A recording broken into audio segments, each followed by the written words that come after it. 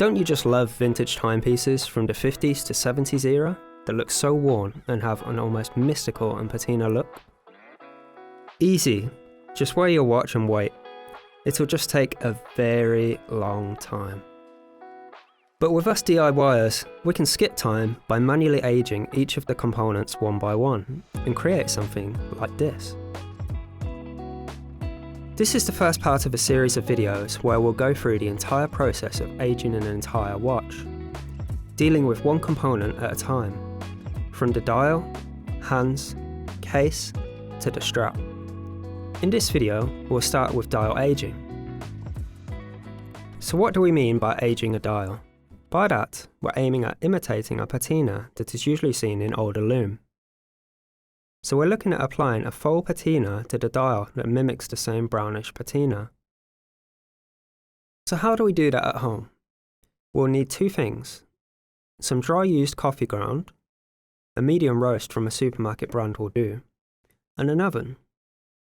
If you're not comfortable in using your home oven for this project, you can get a small oven for this purpose. In addition to that, we'll also need a few watch tools, like tweezers, a dust blower, and rodico. Now that we have all these prepared, let's begin. First, we'll identify the temperature we'll use. Oven performance can vary a lot across different brands and models. If you dive straight in without testing the capacity of your oven, this can happen. That's why we'll do a test first. It's a test to determine the suitable temperature setting for your oven. Start by preheating your oven to about 120 degrees centigrade or 250 degrees Fahrenheit. While your oven is preheating, place dry used coffee grounds onto the tray. About 1/8 of a cup or 15 grams would be enough. Spread the coffee grounds out evenly, and then put it into the oven without the dial. We'll wait for about 5 minutes. If the coffee ground is not smoking, raise the temperature by 10 degrees and wait another 5 minutes. Repeat until you find a point when it starts smoking. Take note of this temperature. This is too hot, and you should never go above this temperature for dial aging. With that figured out, we'll now apply a faux patina to the dial. We found two ways to be most effective at this. For the first method, we'll use coffee.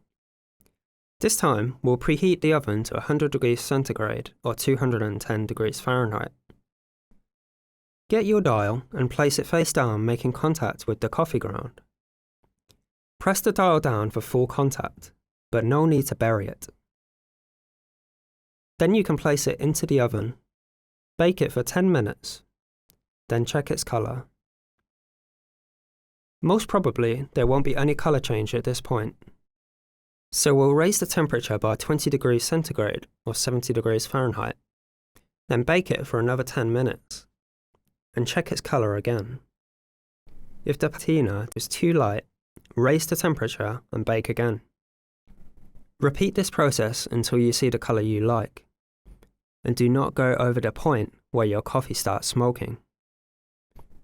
If you see a patina that's close to what you want, but not quite there yet, you can keep baking it at the same temperature for a bit longer instead of raising the temperature. There's a reason for this incremental approach. Remember the dial with peeled off paint? If you raise the temperature too much, that's what will happen. If you're worried about this happening to your dial, you can get some spare dials from us to test with before you bake the actual dial. So what's happening during this process? As the coffee grounds heat up, its colour slowly gets deposited onto the dial and starts tainting the lume indices into a coffee brown colour, thus creating a faux patina look. When it's ready, take it out and use the dust blower to remove any coffee grounds that might have been stuck onto the dial. Do it while it's hot, they could be stuck on the dial after cooling down. For smaller specks of coffee grounds, use some rodico. Looks pretty cool. The dial looks well aged, I like it a lot. But that's not all you can do. Here is another dial we made with a different method. It's a cleaner dial with a lighter and more natural colour, and you might like this more instead. This is made without using coffee grounds. It's less messy and gets you a more youthful patina. Here's how to do it. We'll do the same incremental temperature, starting with the lowest setting. Place the watch dial face up on the drying rack.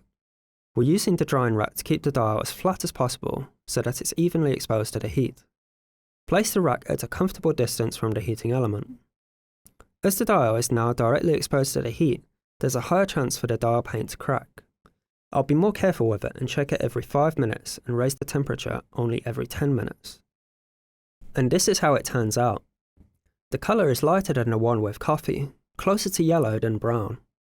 This dial is also cleaner without any pecks of coffee sticking to it. I can see this as a perfect dial for a young, vintage watch. You might be wondering, if we could do it without coffee, are there more possibilities? Here's what I like with DIY. You can tinker with the process as much as you like. There are lots of elements you can play with to produce some interesting results. Say you want a darker patina. You can use fresh dry coffee ground instead of used one with the same setting. Fresh coffee ground contains more oil and tends to leave a darker colour on the dial. Or, let's say you want a really battle-worn or distressed look. You can turn the temperature up to a point where the coffee ground would be slightly smoking. Bake the dial face down on the coffee ground for about 5 to 10 minutes, or even longer if you prefer a darker patina. The fumes will char the dial, giving it a smoky look. Or if you want an uneven stain to mimic a natural stain or rust for that weather-worn look, you can use slightly damp coffee ground instead, with dampness about the same as after brewing and draining the coffee, and bake it for about 20 minutes. The water vapour will deposit naturally, unevenly on the dial, staining it in a random pattern. Some parts may stay clean and look unfinished, so we recommend a 2-step process. Bake the dial with dry coffee ground to produce a base brown patina first, and then bake it again with a damp coffee ground to add the spots. This is the result we got. You can take these optional methods for a ride and try it with different times and temperatures. The results might surprise you. In fact, we did a lot of experimenting with it and made some very interesting results. I can imagine each of these dials becoming a centerpiece of a very interesting vintage mod. But for now, I'll pick the one that I like most and put it in a watch.